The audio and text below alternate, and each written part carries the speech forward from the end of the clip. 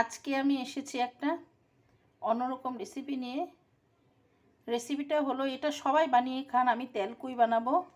তেলকুইটা সবাই জানেন, সবাই বানানো জানেন, কিন্তু আমি কেমন করে বানাই, আমি আমার নিজের স্টাইলে বানাই, কেমন করে বানাই সেটা আপনারা আজকে দেখবেন।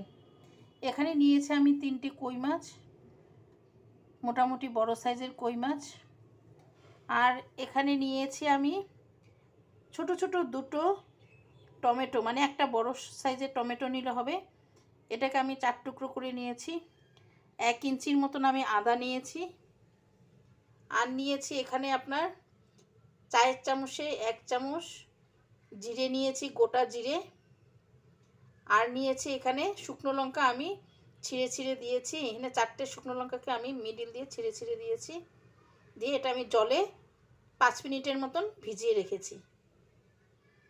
এখন আমি কি করব, কই মাছের মধ্যে হলুদ আর নুন দিব, আর অল্প একটু 1 চামচের মতন সরষের তেল দিব। দিলে মাছটাকে ভালো করে 2 মিনিটের মতন আমি মাখিয়ে রেখে দেব। এখন দেখুন বন্ধুরা, কড়াতে আমি তেল দিয়ে দিয়েছি আমার আন্দাজ মতো মাছ ভাজার জন্য। বেশি তেল দিইনি, এখানে খুব বেশি হলে 4 চামচের মতন তেল হবে। এখন আমার মাছগুলোকে দেখুন, এখানে আমি 2 মিনিটের মতন ম্যারিনেট করে রেখে দিয়েছি। এখানে হলুদ, নুন আর সর্ষের তেল 1 চামচের মতন দিয়েছি, 4 চামচে। এখন আমি কড়াতে মাছগুলো ছেড়ে দেব।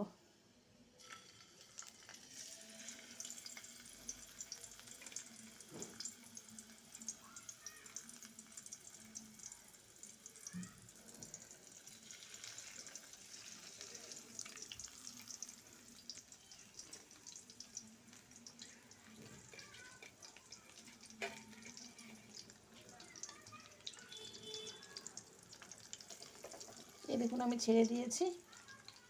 খুব কম আছে, আমি কই মাছটা বেশি ভাজবো না, অল্প ভাজবো। কারণ বেশি কই মাছটা যদি বেশি ভাজা হয়ে যায় আমার কাছে একদম ভালো লাগে না, পছন্দ লাগে না খেতে। কই মাছ কি যে কোনো মাছে আমি এত বেশি ভাজি না। যেটা ভাজা খাওয়ার জন্য সেটা আমি ভালো করে লাল করে ভাজি, কিন্তু আমি চচ্চড়ি বা তরকারি বানাবো, সেগুলো ঝোল টোল বানাবো, আমি সেগুলো মাছ এত আমি মানে শুকনো মাছের মতন ভাজি না, আমার ভালো লাগে না। সেই জন্য এখানে মাছগুলো এপিট ওপিট উল্টে পাল্টে আমি নামিয়ে দিব। অল্প সময়, খুবই অল্প সময়ের মতন আমি ভাজবো। আমি এটাকে সেদ্ধ হতে দেব। যখন আমি তেলকুইটা বানাবো, যখন জল দিব তখন আমি মাছটাকে ছেড়ে দিব, ছেড়ে তখন আমি বয়েল হতে দিই। তখন মাছের টেস্টটাও বেরোয়, ভালোও লাগে। এখন এটাকে ভাজা হলে পরে আপনাদেরকে আমি দেখাচ্ছি। এই দেখুন বন্ধুরা, আমি মাছটা ভেজে উঠিয়ে দিয়েছি। আপনাদেরকে বলেছিলাম যে খুব সামান্য 1-2 মিনিটের মতো আমি মাছটাকে খালি ভেজেছি। এই পেট উল্টে দিয়েছি তেল গরম করে। এখন এখানে আমি দেখুন মশলাগুলো আপনাদেরকে যে বলেছিলাম, আদা, টমেটো আর শুকনো লঙ্কা, এই 3টে আমি বেটে নিয়েছি। কড়াতে যে মাছ ভেজেছিলাম তার থেকে আরও 2 চামচ আমি তেল অ্যাড করেছি। তেল গরম হয়ে গেছে। এখন আমি কালো জিরে নিয়েছি, খুব সামান্য কালো জিরে নিয়েছি। নিয়ে কালো জিরে যতক্ষণ পর্যন্ত গন্ধটা না বেরোয়,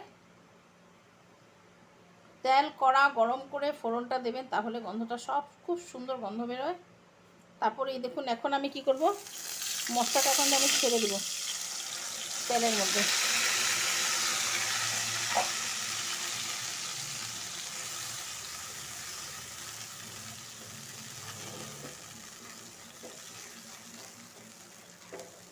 এখন তেল কই, যেহেতু মোটামুটি তেল লাগবে, আপনারা তেল দিবেন। এখন বন্ধুরা এখানে আমি এক এক করে হলুদ দিব, টেস্ট অনুযায়ী নুন দিব। টেস্ট অনুযায়ী নুন দিয়ে দিলাম।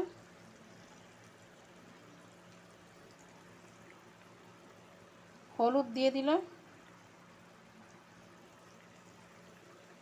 ভালো করে নাড়িয়ে নিব এখন।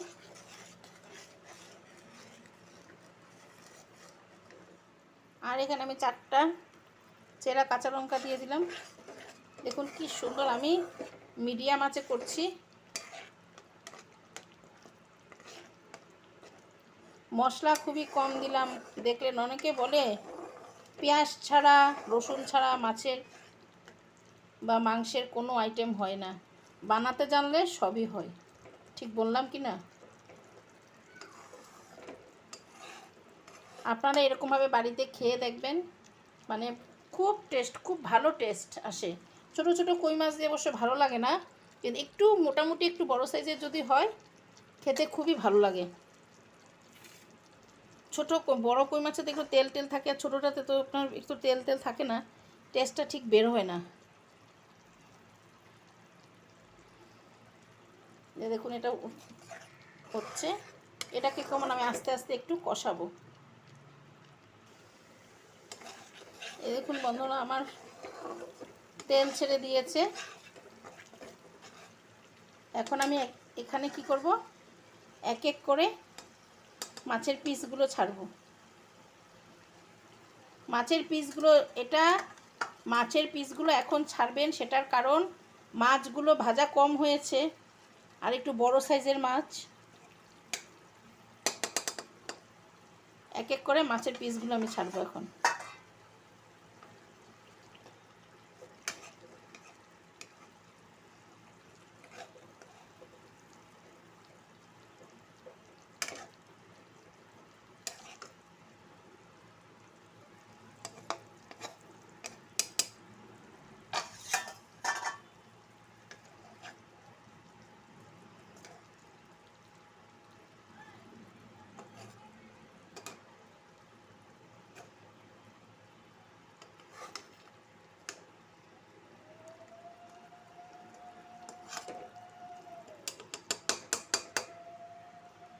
এটা কি করবো বন্ধুরা, আমি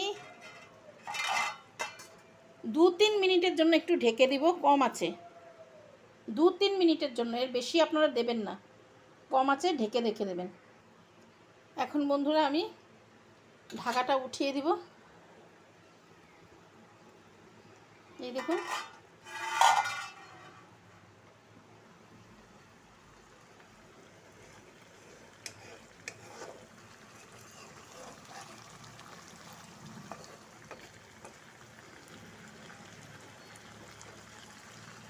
আপনারা যদি এরকম খেতে চান, মশলা মাছে লাগানো থাকবে, তাহলে আপনারা নুনটা একটু কমিয়ে দেবেন,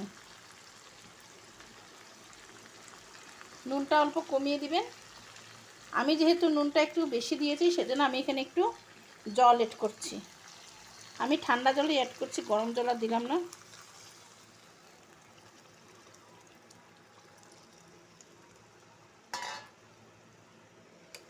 আর যারা মাছ কড়া ভেজে খেতে ভালোবাসেন, তারা এই এখনই মাছটা ছেড়ে দিবেন, এই টাইমে মাছটা ছেড়ে দিবেন।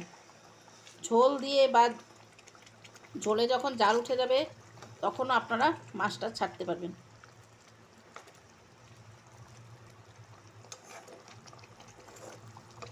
যারা চিনি খেতে ভালোবাসেন, একটু মিষ্টি মিষ্টি ব্যালেন্স রাখার জন্য আপনারা অল্প চিনি অ্যাড করে দেবেন।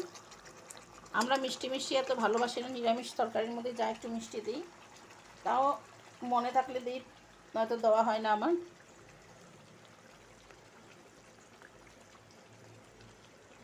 আমার দিদি বাবা মিষ্টি, সবার আগে ওর চিনিটাই, নুন দিতে ভুলে যাবে, চিনি দিতে ও ভুলবে না তরকারিতে, যাই তরকারি বানাক। ও শুকনো মাছ বানাবে, সেটার মধ্যেও খুব সামান্য হলেও ও চিনি দেবেই দেবে। ও মানে চিনি, একদিন ওর বাড়িতে গেছিলাম, আর ও কী করেছে, লোটে মাছ দিয়ে শুটকি বানিয়েছে, বেশ অনেক বছর, করোনার আগে। খেয়ে দেখি কি টেস্ট হয়েছে। খাওয়া দাওয়ার পরে ওকে বারবার বলছি, তোর শুটকিটা যা টেস্ট হয়েছে, এটার মধ্যে আমি চিনি দিয়েছি। আমাকে জানছে তাই নাকি? তো দেখলাম না, চিনি দিলে লোটে মাছের শুটকিও স্বাদ লাগে খেতে। তবে আমি মিক্সড করিনি, চিনি টিনি এখনো মতো মিক্সড করিনি, আর করবো না, ভালোও লাগে না।